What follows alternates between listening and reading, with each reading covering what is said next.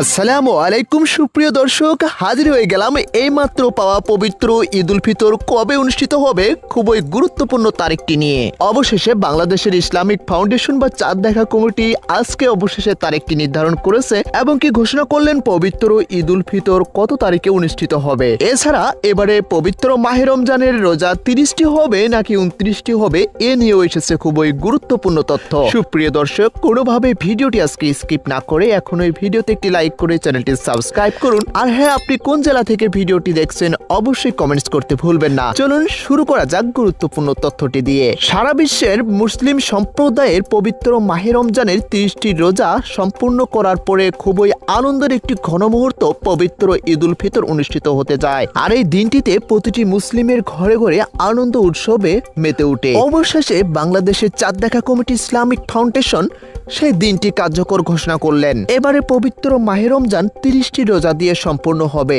বাংলাদেশ সহ বিশ্বের বিভিন্ন মুসলিম দেশে আজ রমজানের 26তম রোজা পালন করা হচ্ছে।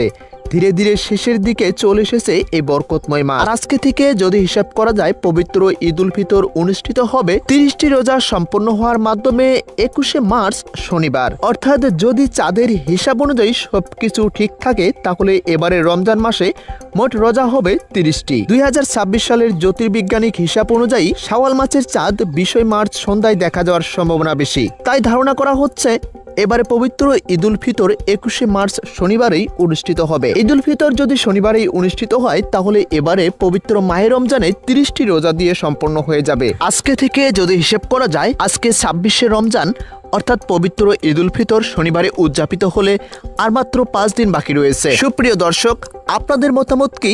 এবারে পবিত্র মাহে রমজান 30টি রোজা দিয়ে সম্পন্ন হবে নাকি 29টি রোজা দিয়ে সম্পন্ন হবে? অবশ্যই কমেন্টস করতে ভুলবেন না।